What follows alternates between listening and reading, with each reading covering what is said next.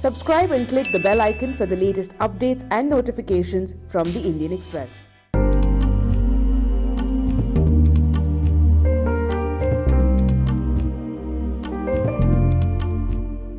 Redmi Y3 is Xiaomi's new selfie-centric smartphone, which sports a 32-megapixel camera sensor on the front. It is available in two variants: 3GB of RAM, 32GB of storage, 4GB of RAM, and 64GB of storage. Both of these are priced at Rs 9,999 and Rs 11,999 respectively.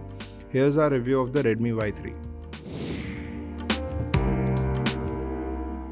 Redmi Y3 sports a glass and plastic sandwich body with a plastic back and frame.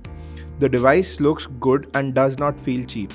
The device features a 6.26-inch HD Plus display, which works pleasantly well in most situations and has good viewing angles. In daily usage, the device is able to handle all the tasks without showing any lags or stutters.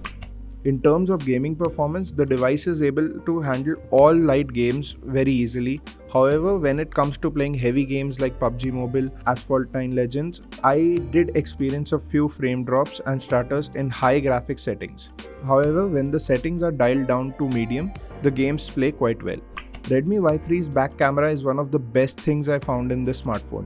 The camera is able to take good shots in well-lit conditions, both indoors and outdoors. The images come out vibrant and sharp. Edge detection is also on point with this one. One backdraw is that the camera doesn't perform that well in low light. However, at this price, this was expected. USP of the device is its 32-megapixel front camera, which clicks decent images, but in comparison to the back camera, falls a bit pale. The images clicked with the front camera come out a bit overexposed and smoothened, which make them look heavily edited, though some might like this look. Keep in mind that the 32-megapixel mode needs to be turned on every time, and the default resolution is 8 megapixels. The device runs Google's Android 9.0 operating system with the company's own MIUI 10 skin on top. MIUI has aged good, however, I feel it still needs a bit more maturing, like adding an app drawer, removing the bloatware and unnecessary ads. During the review period, while using the phone heavily, it lasted for more than a workday every time. Charging the device completely took around 2 hours. Overall, the device is quite impressive. It has great looks, good cameras, performance and a big battery.